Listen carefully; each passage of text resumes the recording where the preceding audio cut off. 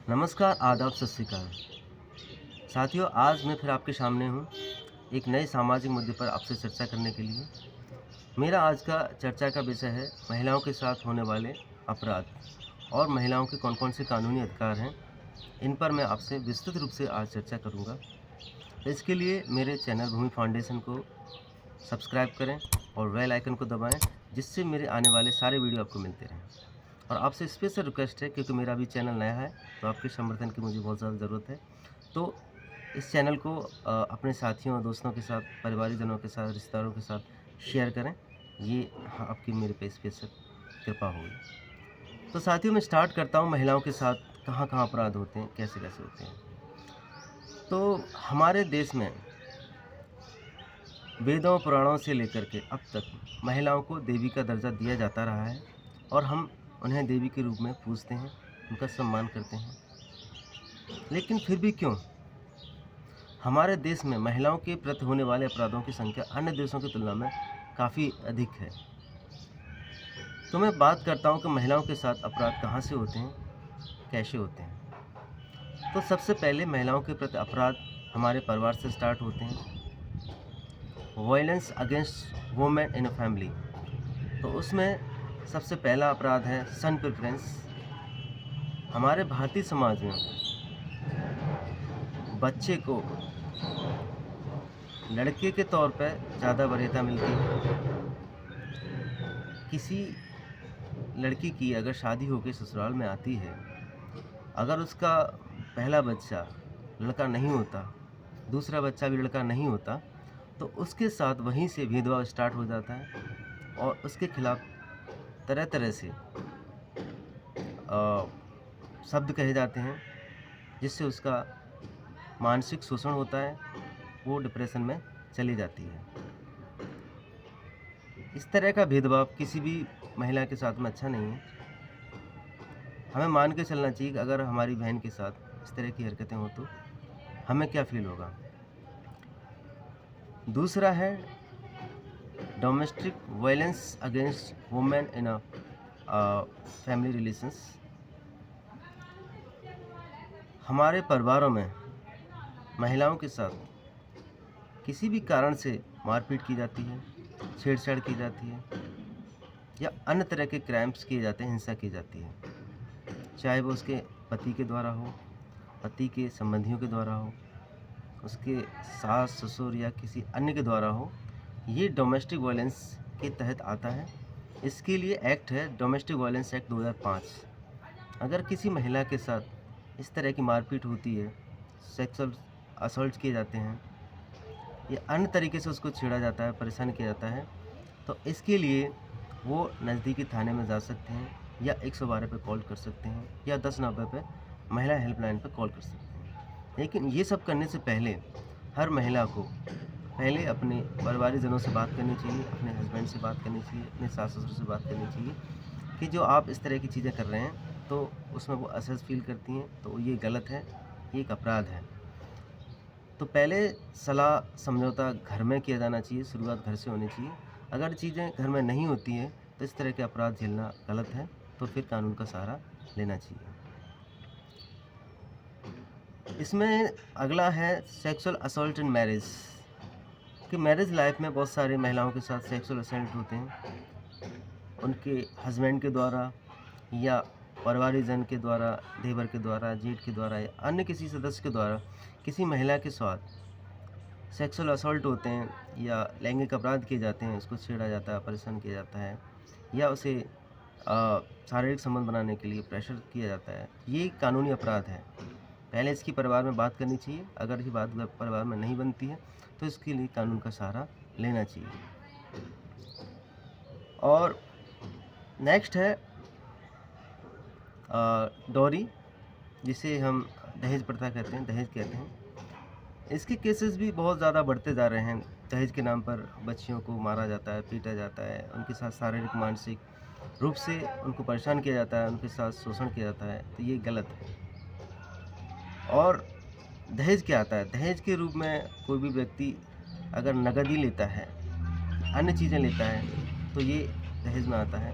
अगर ऐसी कोई वस्तु है जो लड़का और लड़की दोनों की यूज़ की है, दोनों की यूज़फुल है, दोनों उसको यूज़ करते हैं, तो वो दहेज में नहीं आएगा। जैसे टीवी है, फर्नीचर है, अन्य कोई ऐसी सामग्री है जिसमें दोनों के लिए यूज़फुल है, दोनों उसको उपयोग करते हैं, या लड़की शादी के साथ अन्य कोई चीज़ें लेके उपहार स्वरूप में लाती है, तो भी दहेज में नहीं आएगा। और दहेज के रूप में अगर कैश की डिमांड करते हैं या अन्य किसी चीज़ की डिमांड करते हैं जो किसी लड़की वाले की बाप की हैसियत से ज़्यादा है और उसे वो देने में अनकम्फर्ट महसूस करता है, असहज महसूस करता है, और उसके लिए ससुराली जन उसको मारते पीटते हैं, उसका शारीरिक रूप से शोषण करते हैं, मानसिक रूप से शोषण करते हैं, तो ये सब दहेज एक्ट में आता है। इसके लिए भी बच्चियों को पहले घर में बात करनी चाहिए। अगर घर में बात नहीं बनती है तो फिर कानून का सहारा लेना चाहिए, क्योंकि आजकल दहेज लेने देने को दोनों को पारिवारिक प्रतिष्ठा के रूप में जोड़ दिया है, प्रेस्टीज के रूप में जोड़ दिया है। आजकल लड़कियां खुद मांगती हैं कि हमें ये चीज़ें चाहिए, हमें इतना चाहिए। तो दहेज प्रथा के केसेस बहुत बढ़ते जा रहे हैं, उनमें बहुत सारे केसेस झूठे हैं। तो हर लड़की के जो परिवारजन है उनको सोचना चाहिए कि कोई भी एक्ट जो बना है बच्चियों के, महिलाओं के रक्षा के लिए बना है, उनको समाज में, परिवार में सम्मान दिलाने के लिए बना है, उनके खिलाफ होने वाले भेदभाव को रोकने के लिए बना है। तो प्लीज़ इसका दुरुपयोग ना करें, पहले इसकी छानबीन करें, पूरी तह तक जाएं कि जो भी परिवार में कलेश हो रही है, जो भी घर क्लेश हो रही है, उसका कारण दहेज है या कोई अन्य कारण है। कभी-कभी ऐसा होता है कि लड़कियों के मन में अपने ससुराल और मायके में बहुत बड़ा अंतर होता है और वो एडजस्टमेंट नहीं कर पाती हैं, या सास बहू के साथ एडजस्टमेंट नहीं कर पाती है, बहू सास के साथ एडजस्टमेंट नहीं कर पाती है, या अन्य परिवारजनों के साथ एडजस्टमेंट नहीं कर पाती है, तो उनमें घरेलू कलेश स्टार्ट हो जाती है, झगड़े स्टार्ट हो जाते हैं। फिर उस चीज़ को वो दहेज का नाम दे देते हैं। ये गलत है। पहले हमें उस चीज़ की तह में जाना चाहिए, हमें पता करना चाहिए कि क्या कभी दहेज के नाम पर टॉर्चर किया गया था, मारा गया था, पीटा गया था, या और अन्य कोई ऐसी हरकत की गई थी, तभी जा कर के इस कानून का उपयोग करना चाहिए, क्योंकि इस कानून में बहुत हज़ारों परिवार बर्बाद हो चुके हैं। इसके बाद है violence against women in a community, हमारे समाज में होने वाले महिलाओं के प्रति अपराध। उसमें सबसे पहला है रेप। ये बड़ा ही जघन्य अपराध है। अगर किसी महिला के साथ या बच्ची के साथ या लड़की के साथ ही होता है तो उसके लिए जीना दुर्लभ हो जाता है, उसकी जीते जी मौत हो जाती है, वो डिप्रेशन में चले जाते हैं। बहुत सारी महिलाओं ने, लड़कियों ने आत्महत्या तक की है, क्योंकि इसको सहन कर पाना किसी भी लड़की और किसी भी स्त्री के लिए इतना आसान नहीं है। हमारे समाज में कुछ विकृत मानसिकता के लोग हैं जो इस तरह की अमानवीय हरकतें करते हैं। तो समाज में महिलाओं के प्रति जो भी अपराध हो रहे हैं और महिलाओं के लिए कौन कौन से कानूनी अधिकार हैं, इनकी जागरूकता होना बहुत आवश्यक है। सभी स्कूल, कॉलेजों में, बस्तियों में, यूनिवर्सिटीज़ में, स्कूल्स में इनकी अवेयरनेस के कैंप लगने चाहिए। हर महिला पुरुष को इनकी जानकारी होनी चाहिए, हर बच्चे को जानकारी होनी चाहिए, चाहे वो स्कूल जाता है नहीं जाता है। एक आम मोहल्लों में, कॉलोनियों में इसकी अवेयरनेस के कैंप लगने चाहिए, क्योंकि कानून क्या है? कानून एक डर है। तो जब तक कानून का डर होगा, व्यक्ति अपराध करने से बचता रहेगा। कभी कभी आपने देखा है कि किसी कानून की जानकारी के अभाव में कुछ लोग अपराध कर जाते हैं और उसकी सज़ा काट के जेल से आ जाते हैं, तो उनका उस कानून के प्रति डर खत्म हो जाता है, तो फिर वो जघन्य से जघन्य अपराध करने में नहीं चूकते।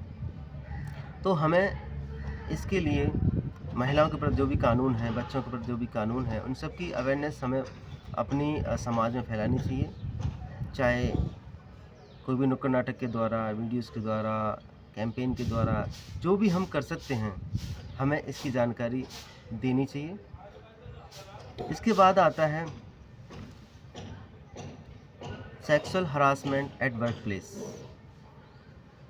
साथियों, हमारी बहनें, माताएं या हमारे समाज की स्त्रियां अब शिक्षित हो चुकी हैं, तो उनका घर से निकलना लाजमी है, क्योंकि लड़कियां हर क्षेत्र में नाम कर रही हैं और करना भी चाहिए। ये हमारा संवैधानिक अधिकार है कि किसी भी व्यक्ति के साथ उसके लिंग के आधार पर, उसके रंग रूप के आधार पर, उसके क्षेत्र के आधार पर किसी भी तरह का कोई भेदभाव नहीं होगा।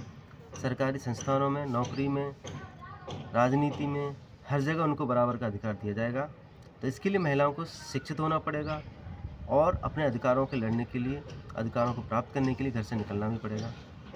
तो इसके लिए महिलाएं दफ्तर जाती हैं, फैक्ट्रीज़ में काम करती हैं या सरकारी गैर सरकारी संस्थानों में काम करती हैं, और उनके साथ शारीरिक, मानसिक, अन्य प्रकार का शोषण होता है।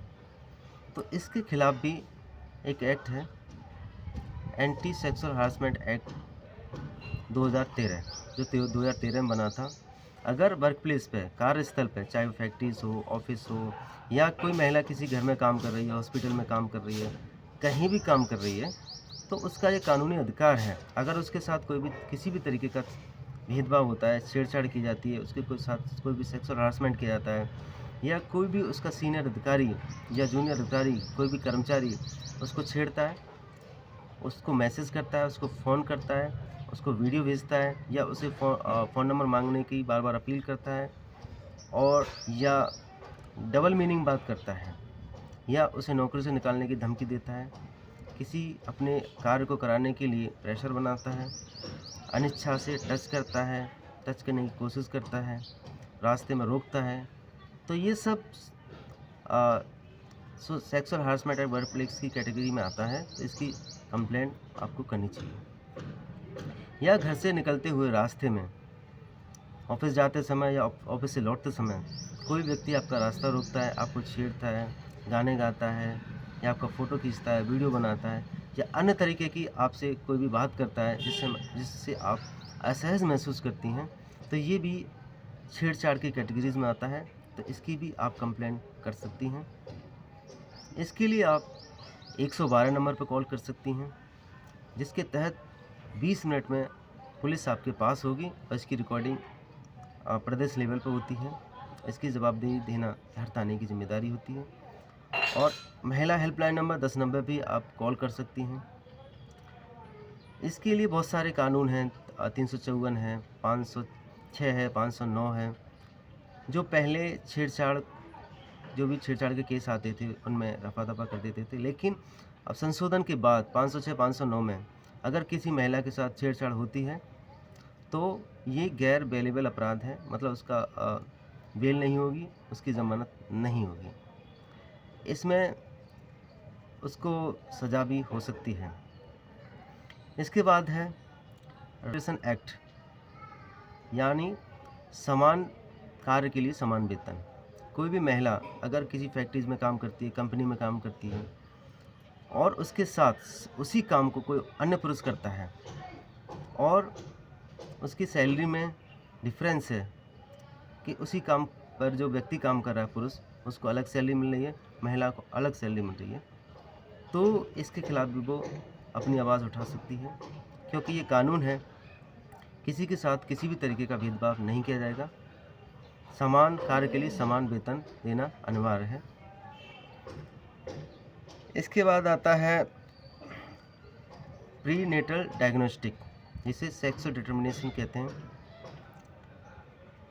अगर कहीं भी प्रेगनेंसी में किसी महिला की जांच में अगर ये बताया जाता है कि उसके घर में पलने वाला लड़का है या लड़की है, तो इसके खिलाफ भी सख्त कानून है, उसको 2 से लेकर 7 साल की सज़ा हो सकती है। फिर है, नेक्स्ट है मेंटेनेंस एक्ट।